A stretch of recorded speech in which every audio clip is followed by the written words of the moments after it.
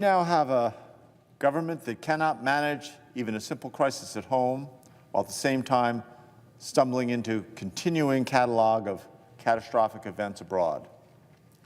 That's a direct quote from President Trump a year ago, spoken about the Biden administration, which President Trump spoke in his inaugural address just over a year ago. Fast forward 1 year, and now it's this administration dragging the United States into an illegal war with Iran, one that has already taken American lives, spread chaos and destruction to an entire region. Iran's authoritarian regime is brutal, corrupt, oppressive, but the president's approach leaves us facing profound unanswered questions about new dangers that may be unleashed. I don't think there can be a clearer question raised about this administration than the president's own words. As he said a year ago, we have a government that can't manage a simple crisis at home, and at the same time we have one that is actively seeking catastrophic conflicts abroad. Every strike, every military escalation, every headline is a distraction. It pulls our attention overseas from the urgent economic struggles that Americans face at home. It distracts from the hard, less glamorous work it takes to make life more affordable for the American people. Iran is only the latest in a long line of distractions.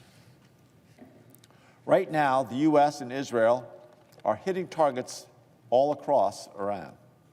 The Trump administration entered this war with no plan of what comes next, and now the killing of Iran's supreme leader has left that country facing a dangerous, uncertain future. The conflict is spreading. Iran is retaliating by launching missiles at U.S. bases and partner countries across the Middle East. The entire region has now been dragged into this war, and 6 American soldiers are already dead. As we speak, more troops, our courageous men and women, are being deployed into this volatile region, all to fight a war of choice that is illegal. It's a war that the American people don't want. The administration can't agree on a joint goal, strategy, even an endgame. They don't seem to have one.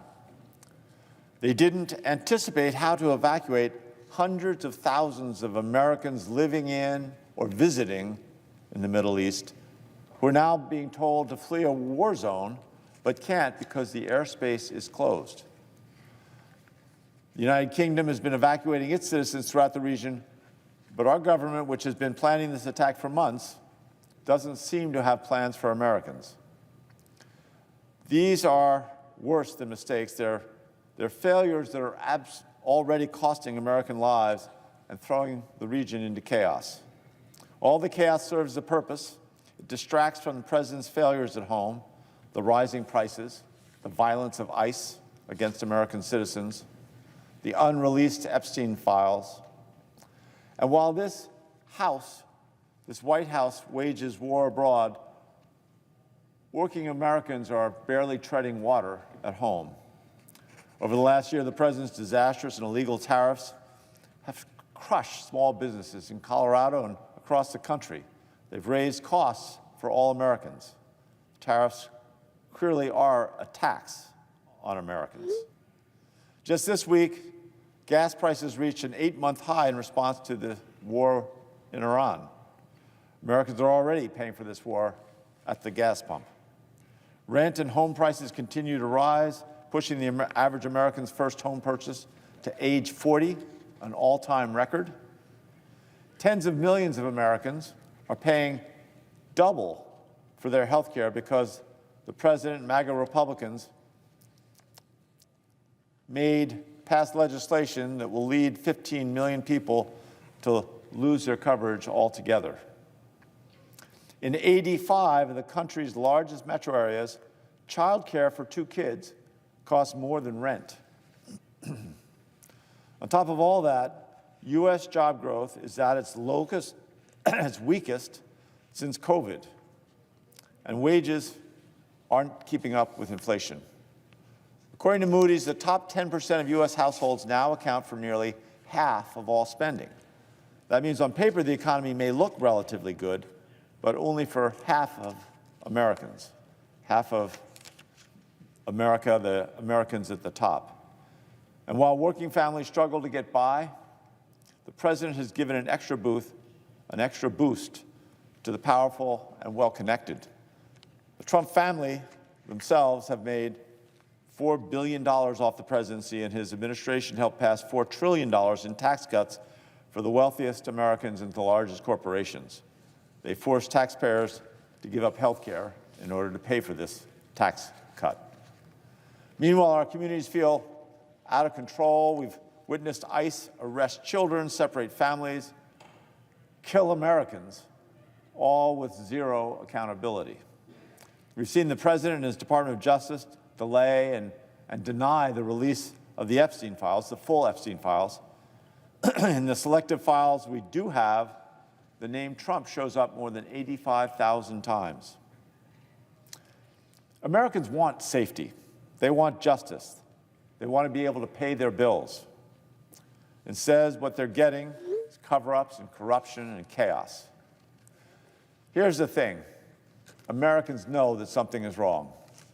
Every paycheck feels a little small. Every trip to the grocery store, the doctor, every bill for rent, energy, or childcare, it's never quite enough. It's a terrible feeling. Americans work hard every day and still feel like they're getting nowhere. The last thing that they need, the last thing that we need, is another war. Americans know how this story ends because we've been here before. We remember Iraq. The more the president fuels this war machine, the more American families are getting closer to running on empty.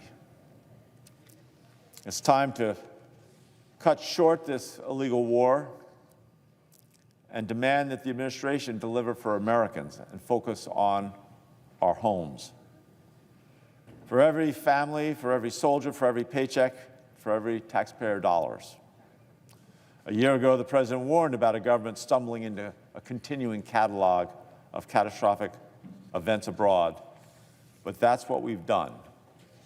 We don't need this war. We need to focus on doing better at home. Mr. President, thank you. I yield back the floor.